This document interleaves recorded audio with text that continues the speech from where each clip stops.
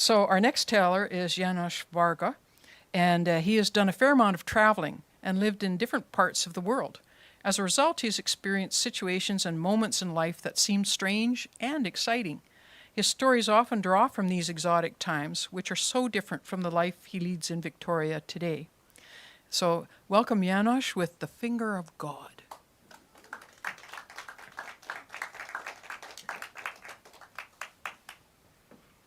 Let's go to Africa. Let's go way, way down. And you may wonder, how did I get there?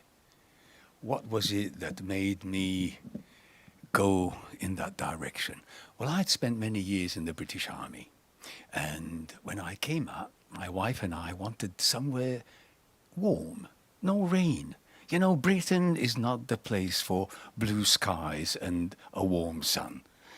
And I got this job in Zambia to Lusaka, and I spent, and my wife, and started off with one child and a dog, and it grew, and we spent 4 happy years in Zambia. And of course, then where shall we go next? Well, South Africa is just a skip and a jump down. So I got a job in Durban, IBM, and we moved there. You know, Africa, it's different. Africa is colorful, it's vibrant. The pace of life is different. It's beautiful and it's so colorful. People wear colorful costumes. Even the trees have flowers. You have the blue-green of the frangipani, beg your pardon, the jacaranda. You have the red of the flame tree. You have the delicate white and the yellow of the frangipani. It's a subtropical climate in Durban, which means it's very hot in February. It can go 30 degrees and very humid. And what you tend to have is afternoon thunderstorms. But down comes the rain, then the clouds pass and the sky is blue again. And you can smell, you can smell that smell of the rain drying on tarmac. Wood smoke and jasmine. That's Africa. It can get into your blood. We were very happy there, and we weren't rich. But we decided that on the 18th birthday of each of our children, we'd buy them a car. And don't imagine this brand new, pristine car that you have. No. Second-hand. So when Amy, our eldest, got to be 18, she had my sister's old Beetle. And when Tina turned 18, my second, we bought her again a fairly cheap Beetle.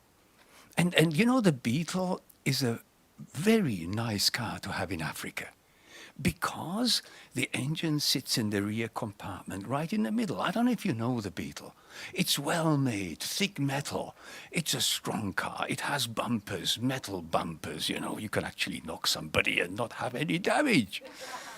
And the engine sits in the middle, and you can work on it, because in Africa you work on your engines. Unlike here, you open the hood and you can't even put your hand in. It's all full. So you can work, and you can work the carburetor. So it's a good car to have. And of course, like I said, it can be towed, because when you break down in Africa, you don't call CAA. You get a neighbor to come and tow you. Oh, I had so many flat batteries. And when you have a flat battery and let's say the car stalls, you don't, again, call CAA. Or, I put my shoulder to it, stay with one hand, and I'm pushing the car. And people would just come. Men would just jump up the sidewalk and help you push. That's Africa. And then when the car starts, I bump start it, and I'm roaring away. I just wave out of the window, "Siyabonga!" And they all happy, and they just hop onto the sidewalk again. That's Africa. And when my daughter hadn't had enough driving lessons, in fact, she didn't have any.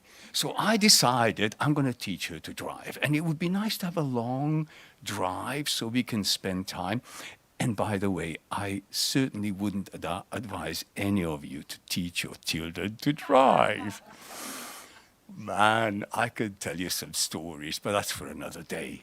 So we decided I'm going to visit a friend, northern South Africa, and we will all go together. I'm going to take Karen, my youngest daughter, Carl, my son, who was 12 at the time, Karen was 15, and Tina, who just turned 18.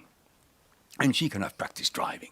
So up we go, and it's a great trip, and we have many, many funny things to tell about that trip.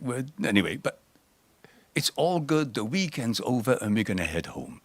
And we're setting off in the afternoon, and Brian says, be careful, there's going to be a big thunderstorm soon. So I decide to drive. And by the way, you're getting a second car story by the sound of it. I decide to drive, not Tina, because she's a learner driver. And sure enough, an hour or two into the drive, now it's getting dark. The heavens open. It begins with the trees. The tree starts moving, and the clouds start coming, and then, I don't know if you noticed, there's silence. And then the storm comes. And I would put this as the mother of all storms. Hail the size of golf balls pelts the car. And I just pull off the side, and we also cower in the car with this almighty noise of hail pounding the car. Well, it goes on for some time, but it does stop, and then we get out. And the water is running by, gushing by us, and the hail had actually dented the metal of the car. And this is not the new car, this is the old metal, thick metal cars, and there are dents in it. Anyway, I decide to move on. And I remember very clearly going up a slight uphill, a curve to the right, and then there is a straight, maybe 50 meters or 100 meters straight. And as I turn into it, I lose all traction. I steer, counter-steer, brake, no effect. Steer, counter-steer, no effect. And I realize that I'm not going to be able to keep on the road. And of course now, my objective is to get this car as cleanly off the road as I can, to steer it so I'm going down front. We're not going to roll then.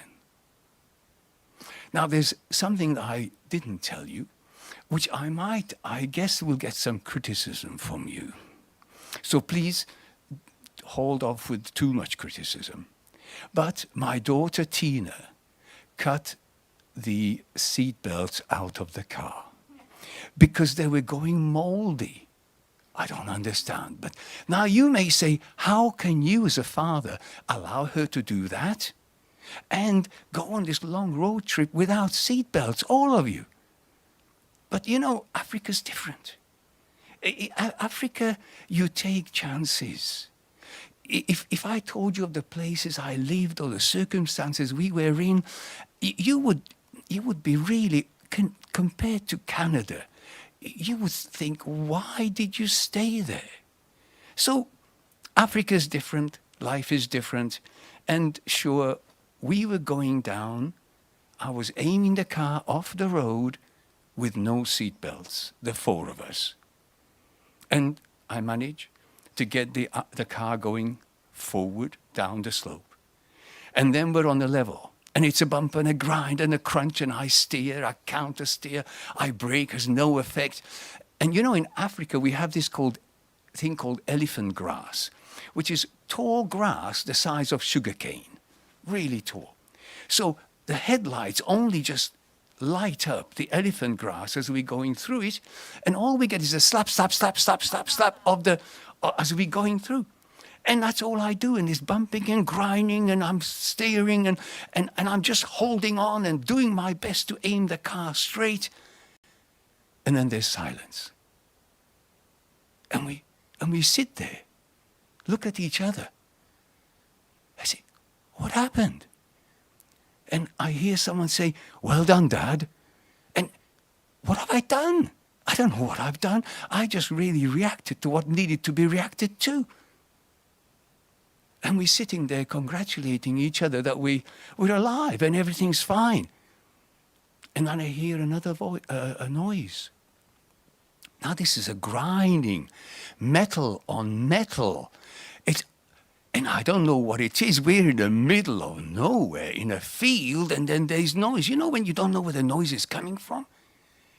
And on my right, not 10 feet away, I see a tractor trailer slide into view and go past us. And I remember looking up and seeing the guy sitting in the window. And once again, I look back and the trailer has jackknifed. Didn't hit us. And we're looking at each other again saying, oh my gosh. But that's not all. Then on our left, another family car comes sliding into view. And they have a trailer, and the trailer's overturned, and all their belonging, because this is awash. This whole field that we're in is awash with water. And we get out, kind of almost ankle deep, knee deep in water, and help to, pick up this family's belongings that is going down this river. And I realized what happened.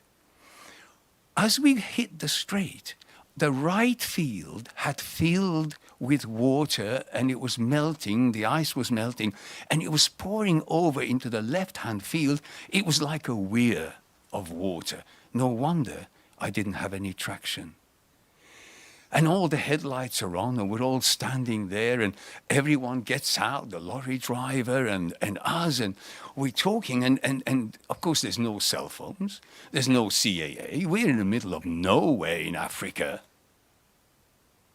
But my car, the engine is still going. It's okay. And I asked them all to help push the car back onto the road, and they do. This is Africa after all, and we get the car on the road, and I look underneath, and I've got a bent tie rod, which means that one of the wheels is towed in. That means I can still go, but I have to go very slowly. So we get into the car, and I make this long drive home slowly through the night. And I spoke to Karen about this recently, and she said she can clearly remember feeling responsible for keeping Dad awake all night. And we talked and told stories, and we even sang together at one point, and she kept me awake. And then when we got home, it was morning. And Patty, my wife, and Amy were just preparing for breakfast. And we walked in, and they said, oh, how was it? Did you have a good time? I remember thinking, gosh, how do I tell them? How do I tell my wife that we just had so many lucky escapes? It could have been that we would not be here. She would not have a family anymore. There was no reason why we didn't roll off the road. There was no reason why we didn't hit a stone. There was no reason that the lorry didn't jackknife and hit us. There's so many escapes. How do I tell her this? And I remember thinking, it must have been the finger of God pointing and saying, save them. Their time is not yet. And I feel so grateful, so grateful for every day that I am alive and well, and our family is together.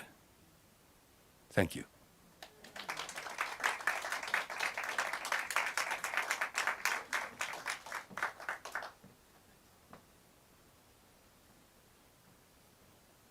Thank you, Janos. I've been in dicey situations, but never one as dramatic as that in the middle of Africa.